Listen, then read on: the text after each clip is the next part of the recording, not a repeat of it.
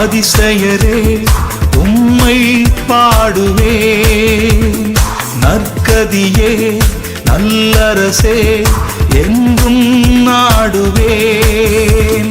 பொற்பரனே பூம்பொழிலே உம்மை தேடுவேன், உம் அற்புதத்தை எந்நாளும் போற்றி புகழுவேன். எல்லா வியாதியஸ்தரையும் அன்றைக்கு சுகமாக்கினார். அவர்கிட்ட வந்த ஒருத்தர் கூட சுகம் இல்லாமல் போகல, எல்லா வியாதியஸ்தர்களையும் சுகமாக்கினார். இன்றைக்கு ஏன் அப்படி சுகமாகவில்லை? ஒரு கேள்வி. அதே இயேசு இன்றைக்கும் ஜீவிக்கிறார், அதே இயேசு நாமத்தினாலதான் காரியங்கள் நடக்கின்றன. ஆனாலும் இன்றைக்கும் ஏன் எல்லோரும் சுகமாகவில்லை? இயேசு கிறிஸ்துடைய நிலைமை எப்படி தெரியுமா? அப்போஸ்தலர் 10ஆம் அதிகாரம் 38ஆம் வசனத்தில் எழுதப்பட்டிருக்கிறது, வாசிங்கள் சீக்கிரம். நசரேயனாகிய இயேசுவை தேவன் பரிசுத்த ஆவியினாலும். அதுல பாருங்க, இயேசு கிறிஸ்துவுக்கு ஒரு அட்ரஸ் கொடுத்து எழுதப்பட்டது. அது ரொம்ப முக்கியம். நசரேயனாகிய இயேசுவை தேவன் பரிசுத்த ஆவியினாலும் வல்லமையினாலும் அபிஷேகம் பண்ணினார். அவர் பரிசுத்த ஆவியினாலே அபிஷேகம் பண்ணியிருக்கிறார், பரிசுத்த ஆவியின் வல்லமையினாலே அபிஷேகம் பண்ணியிருக்கிறார்.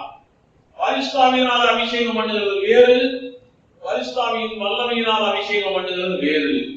இதைத்தான் ஆவியின் அபிஷேகம், அக்கினி அபிஷேகம் என்று நாம் சொல்லிக் கொண்டிருக்கிறோம். இப்படி அபிஷேகம் பண்ணப்பட்ட நிலையிலே அவர் ஊழியம் செய்ததனாலே நம்மளுக்கு தேவன் அவருடனே கூட இருந்தபடினாலே அவர் நன்மை செய்கிறவராயும் பிசாசின் வல்லமையினால் அகப்பட்ட யாவரையும் குணமாக்குகிறவராக சுத்தித்திருந்தார். யாவரையும் குணமாக்குகிறவராய் சுத்தித்திருந்தார். அவரிடத்துல பரிசுத்த ஆவியானவர் இருந்தார், பரிசுத்த ஆவியினால் ஞானஸ்நானம் பண்ணப்பட்டார், வல்லமையினாலே அவர் நிரப்பப்பட்டிருந்தார், அக்கினி அபிஷேகம் பெற்றிருந்தார், அவர் எல்லா காரியங்களும் செஞ்சார். பரிசுத்த ஆவியானவர் அவர் மேல் இருந்தார். ஏசாயா 61:1. அதான் அவர் மேல் இருக்கிறார்னா அர்த்தம் என்னன்னா, அப்பாவியும் அவரை கண்ட்ரோல் பண்ணி நடத்துறதே ஆவியானவர் தான். என் மேல் இருக்கிறார் போதும். கர்த்தருடைய தேவன் ஆவியானவர் என் மேல் இருக்கிறார். யோவான் 1ஆம் அதிகாரம் 32ஆம் வசனத்துல ஆவியானவரே அவர் மேல் வந்து விட்டார். யோவான் 1ஆம் அதிகாரம் 32. ஆவியானவர் புறாவைப் போல வானத்தில் இறங்கி இவர் மேல் தங்குவதை கண்டேன். இவர் மேல் தங்குவதை கண்டேன். ஆக நம்முடைய ஆண்டவராகிய இயேசு கிறிஸ்து ஆவியினாலும் அபிஷேகம் பண்ணப்பட்டிருக்கிறார், அக்கினியினாலும் அபிஷேகம் பண்ணப்பட்டிருக்கிறார். அவர் பெற்ற அபிஷேகத்தினாலே குணமாக்கு வரங்கள் அவருக்குள்ளே வெளிப்பட்டன. உலகத்திற்கு அப்பாற்பட்ட செயல்களும் நடந்தன. சூப்பர் நேச்சுரல் திங்ஸ் நடந்தது. அக்கினி அபிஷேகத்தை பெற்றுக்கொண்டால் மாத்திரம்தான் உலகத்திற்கு அப்பாற்பட்ட காரியங்கள் எல்லாம் நடக்க முடியும். இதனாலே அவரிடம் வந்த எல்லாரும் ஒருவர் கூட பாக்கி இல்லாமல் எல்லாருமே சுகம் என்று போனார்கள். இன்றைக்கு நாம் சுகமளிக்கிறதுக்கு என்ன காரியம் செய்து கொண்டிருக்கிறோம் தெரியுமா? ஆவிக்குரிய சபைகளிலே இன்றைக்கு நாம் செய்து கொண்டிருக்கிறது, ஜெபம் பண்ணுகிறோம். ஆண்டவர் யாருக்காக இயேசு ஜெபம் பண்ணார? ஜெபம் பண்ணார யாருக்காக? இல்ல. இன்னைக்கு ஜெபம் பண்றோம். ஒண்ணு, எண்ணெய் பூசி ஜெபம் பண்ணுகிறோம், உபவாசம் இருக்க சொல்லுகிறோம். 4 வாரம் எத்தி வாப்பா, உபவாசம் எடுத்துவா, இப்படி எல்லாம் உபவாசம் இருக்க சொல்லுகிறோம். இப்படியெல்லாம் சுகம் கிடைக்கும் என்று நம்மவர்கள் மனித அறிவை கொண்டு காரியங்கள் எல்லாம் செய்து கொண்டு இருக்கிறோம். அவனுடைய விசுவாசிக்கிறபடி காரியங்கள் நடந்தது, அவ்வளவுதான். இயேசு இப்படியெல்லாம் செய்யவில்லை. இன்றைக்கு தேதியில நான் இதை 30 வருடங்களாக சொல்லிக் கொண்டிருக்கிறேன். இன்றைக்கு தேதியிலே குணமாக்கும் வரம் பெற்றவர்கள் தமிழ்நாட்டிலே ஒருவரும் இல்லை என்று உங்கள் மத்தியிலும் சொல்லுது. குணமாக்கும் வரம் என்றால் ஜெபம் பண்ணி குணமாக்குறது அல்ல, உபவாசம் வந்து குணமாக்குறது அல்ல, தலைவலி ஆட்டி ஆட்டி குணமாக்குறது அல்ல, கண்ணீர் ஊட்டி சுகமாக்குறது அல்ல. அல்லது எண்ணெய் பூசி சுகமாக்குறது அல்ல. சுகமாக்கும் வரம் என்றால் இயேசுவின் நாமத்தினாலே வியாதி பிசாசே ஓடிப்போ, அவ்வளவுதான். இயேசுவின் நாமத்தினாலே வயிற்று வலி பிசாசே ஓடிப்போ, அவ்வளவுதான். நீ ஜெபமே பண்ணக்கூடாது, ஒன்றும் பண்ணக்கூடாது. அதான் நீ வல்லமை உள்ளவன், அதிகாரம் உள்ளவன் என்று அர்த்தம், வரம் பெற்றவன் என்று அர்த்தம். இப்படி வரம் பெற்றவராய்த்தான் இயேசு கிறிஸ்து 3 ஆண்டுகளாய் ஊழியம் செய்தார். வரம் பெற்றவராய் அவர் ஊழியம் செய்தார். இன்றைக்கு அப்படி ஒருத்தரும் இல்லை. இன்னைக்கு ஜெபத்தால் நடக்கிறது என்று அந்த கோபுரத்துக்கு வா, இந்த கோபுரத்துக்கு வா, அந்த ஜெபத்துக்கு வா, இந்த ஜெபத்துக்கு வா வேண்டுகிறோம். ஏனென்றால் நமக்கு வரங்களை பற்றியோ அக்னி அபிஷேகத்தை பற்றியோ அதிகமான உணர்வுகள் நமக்கு வரல.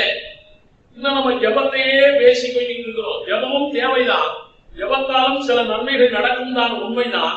ஆனால் உணவாக்கு வரம் என்றாலே 100% நடக்கும். ஜெபம் என்றால் 100% நடக்கும் என்றால் உன்னுடைய விசுவாசத்துக்கு ஏற்றபடி, உன்னுடைய ஜெப வல்லமைக்கு ஏற்றபடி, உன்னுடைய உள்ளத்திற்கு ஏற்றபடி உன்னுடைய ஜெபத்துக்கு பதில் கிடைக்கும். அவ்வளவுதான், வேற ஒண்ணும் கிடையாது. ரைட்? இந்த காலத்துல ஜெபத்தினால் நடக்கிறது. நாலு ஜெபம் பண்ணாரு பாருங்க, அவ்வளவுதான். அப்படியே சோமாயிட்டு பாருங்க. எனக்கு கீழே வருஷி வாய்ப்பு வருது. உடனே அந்த ஆள் எப்போ வரலாம் மீட்டிங்க, அந்த ஆள் வந்தாலும் நடக்கும் சோகம் அப்படின்னு வேண்டிட்டு அந்த ஆள் பின்னாலே சுற்றுலா கூட்டம் இருக்குது உலகத்துல. ஹீரோ வர்ஷிப் அதிகமாகி விட்டது. என்ன என்ன என்ன என்ன நிறைய பாட்டு பாடலாம் வச்சிருப்பாங்க. நிறைய இருக்கு பாடலால். நான் கூட போன டைம்ல ஒரு சில சபைகள்ல பாட்டு எல்லாம் கொண்டு வருவாங்க. இதை கொஞ்சம் ஜெபம் பண்ணி கொடுங்கய்யா. பாட்டுல ஜெபம் பண்ண வேண்டாம், முதல்ல நீ ஆண்டவர்கிட்ட பேசு. ஆமாம், இது அங்க யாருக்கும் போல சொல்லப்பட்டிருக்குதுவா, அது அப்படியே நடக்குதுவா. ரைட்டு? அந்த அந்த எண்ணெயெல்லாம் மருந்து எண்ணெய், இந்த எண்ணெயெல்லாம் மருந்து எண்ணெய் இல்லை, அது ஒரே எண்ணெய். ஆமாம், சரி. அதே போல காரியத்தை செய், பரவாயில்லை. ஆனால் அது இயேசு கிறிஸ்து செய்தது போல 100க்கு 100 பலன் கொடுப்பதில்லை. இயேசு கிறிஸ்து செய்தது போல 100க்கு 100 பலன் கொடுப்பதில்லை. நம்ம சபையில கூட 10 பேருக்கு ஜெபம் பண்ணோம்னா 5 பேர் 6 பேருக்கு நல்லா இருக்கு, 7 பேருக்கு 8 பேருக்கு நல்லா இருக்கு. அதுலயும் சில ஆட்களுக்கு நடக்காமல் போவதும் உண்டு. உடனே நம்ம என்ன சொல்றோம், இன்னும் கொஞ்சம் பொறுமையாரு, இன்னும் கொஞ்சம் பொறுமையாரு. அவ்வளவுதான். இப்படியே பொறுமையாரு பொறுமையாரு சொல்லி கடைசியில் நடக்கவே இல்லை நினைச்சீங்க. இது கர்த்தர் சித்தம் அப்படின்னு சொல்லி விடுறாரு. நம்மால் இதுக்கு மேல அவனால சொல்ல முடியல. அதனால அக்கினி அபிஷேகம் என்று பெரிய திருவிழாக்கள் எல்லாம் கொண்டாடி கொண்டிருக்காங்க. அக்கினி பெருவிழா வந்திருக்கீங்களா? அக்கினி பெருவிழா கேள்விப்பட்டிருக்கீங்களா? கேள்விப்பட்டிருக்கீங்களா? என்ன நடக்குதுங்க? அக்கினி அபிஷேகத்தை நீ பெற்றுவிட்டால் அதற்கு பிறகு உன் மூலமாய் இயற்கைக்கு அப்பாற்பட்ட காரியங்கள் தான் நடக்க வேண்டும். அதுக்கப்புறமும் பழைய நிலையில் தான் நம்ம இருக்கிறோம். அன்னைக்கு மனம் தானே செலவழியுது. அக்கினி அபிஷேகம் கொண்டாடுகிறார்கள். உலகத்திற்கு அப்பாற்பட்ட காரியங்களை அவர்கள் செய்வதில்லை. அதனால்தான் இயேசு காலத்தில் நடந்தது போல இன்னைக்கு நடக்கல. அதனாலதான் இயேசு காலத்தில் நடந்தது போல 100% நடக்கல. உலகத்தார் மத்தியிலே நாம் தலை நிமிர்ந்து நிற்க அதனால்தான் முடியல. உலகத்தார் மத்தியிலே தலை நிமிர்ந்து நிற்க முடியல. அதனால்தான் நான் என்ன செஞ்சிருக்கேன், எங்களுடைய சபையில, என்னுடைய சபையா 2-3 பேர் இருக்காங்க. நான் என்னுடைய சபையில சொல்லியிருக்கிறேன், இது கடைசி காலம். அக்கினி அபிஷேகத்தை நீங்கள் பெற்றுக்கொள்ள வேண்டும். இயற்கைக்கு அப்பாற்பட்ட காரியங்களை நீங்கள் செய்ய வேண்டும். அப்பொழுதுதான் உலகம் நாம் பின்னால் இல்லைன்னா ஏனோ தானாவது ஏதோ வராம அவ்வளவுதான். அப்படி நான் சொல்லி இருக்கிறேன். அதனால மருத்துவ விஞ்ஞானம் வளர்ந்து கொண்டே இருக்கிறது. இப்ப இந்த காலத்துல விஞ்ஞானம் வளர்ந்து கொண்டே இருக்கிறது. வரங்கள் என்பது இயற்கைக்கு உட்பட்ட காரியங்களை சுகப்படுத்துறது வரம். வயிற்று வலி வருது, விடுதலை கொடுக்கிறது வரம், அது இயற்கைக்கு உட்பட்ட காரியம். தலைவலி வருது, சுகமாக சரியாக்குறது வரம். ஆனால் இயற்கையிலே பிறவியிலேயே குருடன் ஒருவன் அவனுக்கு சுகமாக்குறது இயற்கை டாக்டர்கள், இயற்கைக்கு உட்பட்ட நிலையிலே எந்த டாக்டர்களாலும் செய்ய முடியாது. பிறவியிலேயே குருடனை, பிறவியிலேயே முடவன், பிறவியிலேயே ஊமை, பிறவியிலேயே செவிடர், மாறித்தவனை உயிரோடு எழுப்புறது, மாறித்தவனை உயிரோடு எழுப்புறது, இதெல்லாம் இயற்கைக்கு உட்பட்ட காரியம் அல்ல, இதெல்லாம் இயற்கைக்கு அப்பாற்பட்ட காரியம். இந்த காரியங்கள் எல்லாம் நம்முடைய ஆண்டவராகிய இயேசு கிறிஸ்து தன்னுடைய ஊழியத்திலே செய்து காட்டினார். அப்ப இந்த இயற்கைக்கு அப்பாற்பட்ட காரியங்களை நாம் செய்ய வேண்டும். அதனால வரங்கள் வரங்கள்ங்கிற பேச்சே இந்த விஞ்ஞான உலகத்திலே வரங்கள்ங்கிற பேச்சே நமக்கு வேண்டாம். நமக்கு அது வரங்கள் வேணும்னா டாக்டர் போனாலே சொல்ல கொடுத்தாங்க, எல்லாம் முடியும். நம்ம இயற்கைக்கு அப்பா இந்த டாக்டரால் முடியாததை அந்த டாக்டரால் செய்ய போற. அதனால இயற்கைக்கு அப்பாற்பட்ட காரியங்களை செய்ய வேண்டும். அக்கினி அபிஷேகம் நமக்கு மிகவும் தேவை. மரித்தவன் பிழைக்க வேண்டும். ஒரு 10-15 நாளைக்கு முன்னால வாட்ஸ்அப்ல ஒரு இது போட்டுறாங்க தெரியுமா, செத்தவன் பிழைக்கான்னு சொல்லி. என்னங்க, ஆப்பிரிக்காவில் பொய்யிலும் பொய் உலகா பொய் இப்படி எல்லாம் போட்டு ஆவிக்குரிய கிறிஸ்தவர்களே ஏமாத்துறாங்க. ஆவிக்குரிய கிறிஸ்தவர்களே ஏமாத்துகிறார்கள். அதாவது மரித்தவன் பிழைக்க வேண்டும். இங்கே வந்திருக்கக்கூடிய உங்களுக்கு சொல்லுகிறேன், அக்கினி அபிஷேகத்தை நாம் பெற்றுக்கொள்ள வேண்டும். நாம் பெற்றுக்கொள்ள வேண்டும். மரித்தவன் பிழைக்க வேண்டும். எய்ட்ஸ்க்கு மருந்தே இல்லை, சுகம் நம்மிடத்தில் இருக்கிறது. அக்கினி அபிஷேகத்தால் கேன்சருக்கு மருந்தே இல்லை. 1, 2, 3, 4, 5 வரைக்கும் இருக்கு நினைக்கிறேன். கேன்சர்ல 5 வந்துச்சுன்னா அவ்வளவுதான், மருந்தே இல்லை. 1, 2, 3, 4 வந்து கொஞ்சம் கொஞ்சம் கட்டுப்படுத்தி வைக்கலாம் மொழிய. பர்மனன்ட் ரிலீஃப் எல்லாம் கிடையாது. அது இல்ல, அதுக்கு பர்மனன்ட் ரிலீஃப் அக்கினி அபிஷேகத்தில் தான் உண்டு. ஆனால் அக்கினி அபிஷேகத்தை பெற்றுக்கொள்ள வேண்டும். சுகர்ன்றான், சாவு வரைக்கும் சுகர்ன்றான், சாவு வரைக்கும் சுகர் மாத்திரை போட்டுட்டே இருக்கிறான். சுகருக்கு விடுதலை உண்டு, அக்கினி அபிஷேகத்தாலே உண்டு. இப்படி பல வியாதிகள் சுகமாகும். அக்கினி அபிஷேகத்தை பெற்றுக் கொள்ளாதான் காரணம். அக்கினி அபிஷேகத்தை பெற்றுக் கொள்வோம். இது ஆதி அப்போஸ்தலர் காலத்திலேயே, அப்போஸ்தலர் 2ஆம் அதிகாரத்திலேயே 120 பேர் அக்கினி அபிஷேகத்தை பெற்றுக் கொண்டார்கள். அதே போல நாமும் பெற்றுக் கொண்டால் போதும். இயேசுவை போல, இயேசுவுக்கு மேல் யோவான் 14:2 இயேசுவை போல, இயேசுவுக்கு மேல். பிதாவே நான் உங்களுக்கு சொல்லுகிறேன், நான் என் பிதாவுக்கு போகிறபடியால் சரி என்னை விசுவாசிக்கிறவன் நான் செய்கிற கிரியைகளை தானும் செய்வான், இவைகளை பார்க்கலாம் பெரிய கிரியைகளையும் செய்வான். இவைகளை பார்க்கலாம் பெரிய கிரியைகளை இயேசுவுக்கு மேல செய்ய முடியுமா? செய்ய முடியும் சொல்லிட்டா செய்ய முடியாது. வசனம் சொல்லி செய்ய முடியும். என்னங்க, நீங்க செய்ய முடியும் போட்டு வாசிப்பா கேட்டுக்கோமா நல்லா. மெய்யாகவே மெய்யாகவே நான் உங்களுக்கு சொல்லுகிறேன், நான் உங்களுக்கு சொல்லுகிறேன். யார் சொல்றாரு? போகிறபடியால் ஏன் சொல்றார்? நான் என் பிதாவினிடத்திற்கு போகிறபடியால் என்னை விசுவாசிக்கிறவன் நான் செய்கிற கிரியைகளை தான் செய்வான், அவரை போலவே செய்வான். அப்புறம் இவைகளை பார்க்கலாம் பெரிய கிரியைகளை செய்வான், இவைகளை பார்க்கலாம் பெருசும் செய்வான். இயேசுவுக்கு மேலையும் நம்மால் செய்ய முடியுமா? முடியுமா? முடியும். வசனம் சொல்லுது, அவர் நமக்கு தானி கொடுத்திருக்காரு, அவர் நமக்கு சூரிய ஏற்றி கொடுத்திருக்காரு. நீ ஆட மாட்டேங்கிற.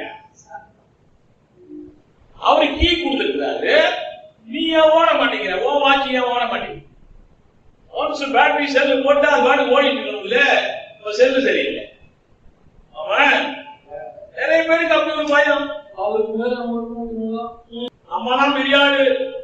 என்னைக்கு நீதான் பெரிய ஆளுன்னு நினைக்கிறியோ, நீதான் ஜீசஸோட நண்பர், நீதான் ஜீசஸோட கூட இருக்கிறவன், நீதான் ஜீசஸுடைய மனவாட்டின்னு நினைக்கிறியோ, அப்பதான் அக்கினி அபிஷேகம் உனக்குள் உருவாகும்.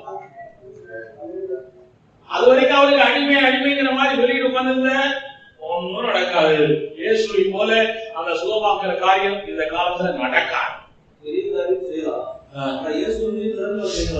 என்னையா இயேசு மிஞ்சி அவர் செஞ்சு முடிச்சதை நீ ஏன் செய்யற? செஞ்சு முடிச்சதெல்லாம் செய்யக்கூடாது. நீ அவனுக்காக என்ன செஞ்சாரு? சிலுவையில செஞ்சு போனாரு, நீ போய் சாப்பிடுறிய? ஆனா அவர் நம்ம சொல்றது, நான் செய்த காரியத்தை செய்யலாம். மரித்தவர்களை பிழைக்க வைத்தேன். 3 பேரை பிழைக்க வச்சதாக பைபிள்ல போட்டுருக்கு. இன்னும் எத்தனை பேரை பிழைக்க வச்சாலும் தெரியாது. நீ நிறைய பேரை பிழைக்க வைக்க போற அர்த்தம். பெரிய காரியங்கள் அப்படிதான் ஆண்டவர் சொல்றாரு. அந்த பாயிண்ட் வரும். 3ஆம் பாயிண்ட், பரிசாய் பெறது எப்படி காத்திருக்கீங்களா? நாம கிடைச்சிருச்சு. பரிசுத்த ஆவியை பெறுவதற்கு உங்களுக்கு விசுவாசம் தேவை. விசுவாசம் போதும். அக்கினி அபிஷேகம் பெறுவதற்கும் விசுவாசம் வேணும். அதோடு கூட பரிசுத்த வாழ்க்கை 2. பரிசுத்த ஆவியை பெறுவதற்கு பரிசுத்த வாழ்க்கை தேவையில்லை. ஆவியானவர் உனக்குள்ள வந்துட்டாருன்னா அதுக்கப்புறம் உன்னை பரிசுத்தப்படுத்திடுவார். ஆனா அக்கினி அபிஷேகம் பெறுவதற்கு பரிசுத்த வாழ்க்கை உணர்ந்து